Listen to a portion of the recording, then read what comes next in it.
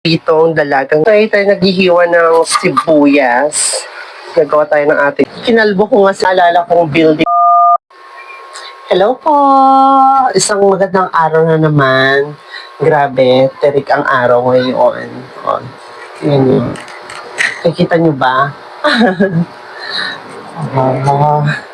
So ngayon, ako'y nag-ready na ng aking kakainin ngayong araw. Charas, kakainin. Siyempre, nagsasaing muna tayo ng ating kanin. Next is, magluluto tayo ng pritong dalagang bukid. Kagaya ko, dalaga, walang bukid. Charas. Ito nga, nilabas ko na sa ref. Bale, from freezer, kagabi, bago matulog, nilagay ko na siya sa fridge para ma-defrost. So, ayun, ito yung lulutuin natin at may natira tayong gulay na niluto natin kagabi, which is yung pakbet. Tara! Search lang, bilis! Grabe, ang bilis. Ayan, ganito yung daily routine namin ni Bran. Inaakat ko muna siya dito sa rooftop para magpupo at ihi. O, diba? Siyempre, dinadakot ko yung kanyang poops, diba?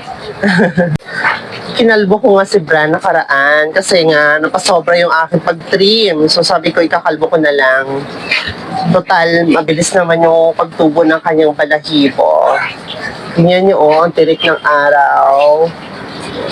Oh. Bran, bilis na! Mag-poops ka na! Daming arte eh. Kapag dito ako sa rooftop, naalala kong building na yan, oh. Yung pinakamataas. Diyan kami nagstay ni Ex eh. Yan yung Grand Venice Residential. Nung dumating siya dito. Nandyan din banda yung Venice Canal Mall. Ngayon na may tayo mag-prito na ng ating dalagang bukid. O, diba? Ay! Yan. Siguro kasi na itong tatlo. Grabe. Yung tatlo na to, 180 na to. Diba? Maharlika. Diba? Ay! Mona Lisa. Natalisay ko mantika. Ayan. So, habang inante natin maluto ang ating dalagang bukid, char! Isa-set up naman natin ang ating PC kasi work from home tayo ngayon at bukas. Ay nako, hirap gumalaw kapag maliit lang yung space pero dahil nag-iisa lang nga tayo with brand. Siyempre, I mean na nag-iisa lang ako namumuhay. So, okay na sa akin kahit maliit lang yung studio type na ito. Tara!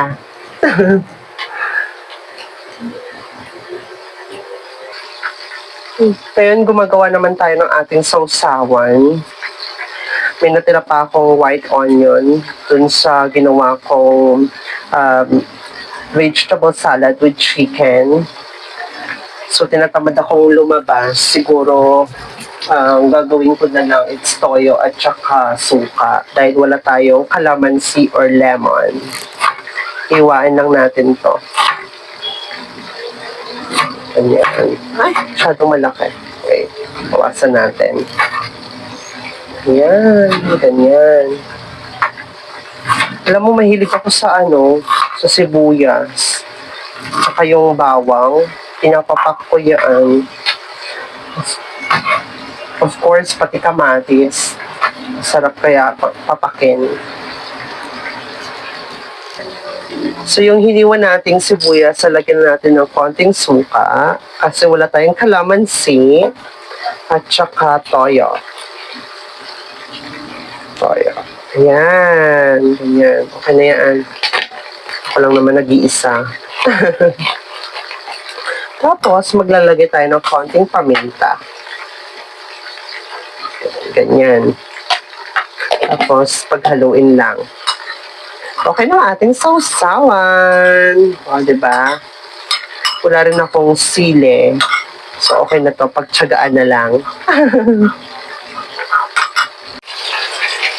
Grabe talaga yung pinagkaiba ng isda sa probinsya at dito. Kasi sa probinsya, fresh pa eh. Kapag pinarito, hindi mabilis malamog. Ito oh, lamog na talaga. Char! Luto na nga yung ating pritong dalagang bukid. Tingnan nyo naman oh, perfect na pagkaluto ko dito. Pero yung dalawa, lamog na. At ito ang ating sausawan. Siyempre, iniinit na rin natin yung ating natirang pakbet. And after nito, tayo kakain na at may pasok pa. Hello, samahan niyo ako. Tayo kakain na. Meron tayong natirang pinakbet at saka pritong dalagang bukid. Dalaga at bukid. Char! So, may nakita akong silid dun sa natirang pinakbet. Nilagay ko dito sa ating sausawan. Ay, naka. Alam mo, ang sarap nitong dalagang bukid. Isa to sa paborito kong pritong isda. At isa sa pinakamasarap na luto dito is escabeche or sweet and sour. Sarap.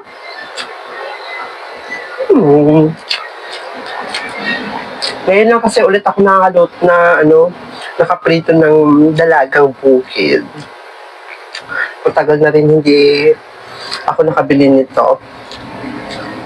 Kaya grabe yung pananabik natin.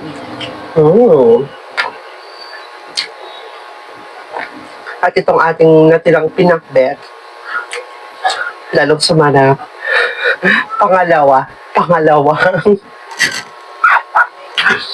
Pangalawang init. Hindi kabet ha.